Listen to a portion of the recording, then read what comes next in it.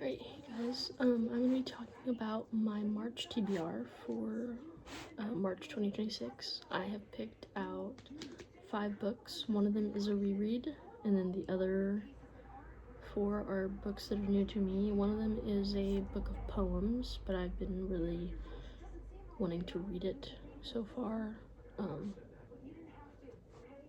and I just decided to add it to my list of books to read for March. So it is Dog Songs by Mary Oliver. Mary Oliver's Dog Songs is a celebration of the special bond between human and dog as understood through the poet's relationships to the canines that have accompanied her daily walks, warmed her home, and inspired her work. Oliver's poems begin in the small everyday moments familiar to all dog lovers, but through her extraordinary vision, these observations become higher meditations on the world and our place in it.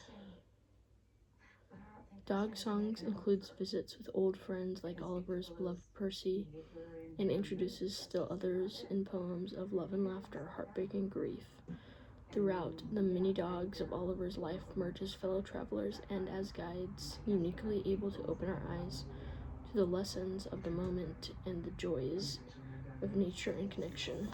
I have a lot of love for animals, and specifically cats and dogs, so I'm very excited to read those poems. Next, I want to read Just Haven't Met You Yet. This is by Soapy Cousins. It says in the back, what if the wrong choice could lead you in the right direction? Hopeless romantic and lifestyle reporter Laura's business trip to the Chanel Islands isn't off to a great start. After an embarrassing encounter with the most attractive man she's ever seen in real life, she arrives at her hotel and realizes she's grabbed the wrong suitcase from the airport. Her only consolation is its irresistible contents, each of which intrigues her more and more. The owner of the suitcase is clearly Laura's dream man. Now all she has to do is find him. Besides, what are the odds that she'd find the one on the same island where her parents first met and fell in love, especially as she sets out to write an article about their romance. Commissioning surly cab driver Ted to ferry her around seems like her best bet in both tracking down the suitcase owner and retracing her parents' footsteps. But as Laura's mystery man proves difficult to find, and as she uncovers family secrets, she may have to reimagine the life and love she always thought she wanted. Next is All the Ugly and Wonderful Things by Bryn Greenwood.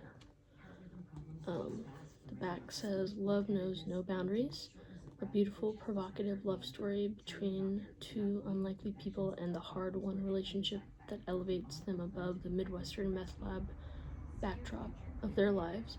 All the Ugly and Wonderful Things challenges all we know and believe about the human heart.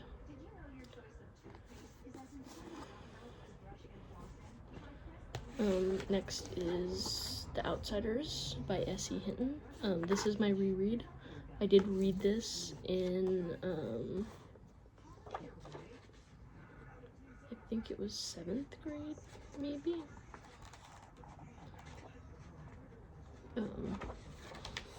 This one no longer has its dust jacket, so I can't read the blurb that's on the inside of it, but I know that there are a lot of avid readers who are older like me that have heard about this, so I think that it will be okay to not read that. The last one that I picked is Separation Anxiety. It says, Judy never intended to start worrying the dog, but when she stumbled across her son's old baby sling during a half-hearted basement cleaning, something in her snapped. So the dog went into the sling, Judy felt connected to another living being, and she repeated the process every day since. Life hasn't gone according to Judy's plan. Her career as a children's book author offered a glimpse of success before taking an embarrassing nosedive. Her son, Teddy, now a teenager, treats her with some combination of mortification and indifference. Her best friend is dying, and her husband, Gary, has become a pot-addled professional snackologist whom she can't afford to divorce. On top of it all, she has a painfully ironic job writing articles for a self-help website, a poor fit for somebody seemingly incapable of helping herself.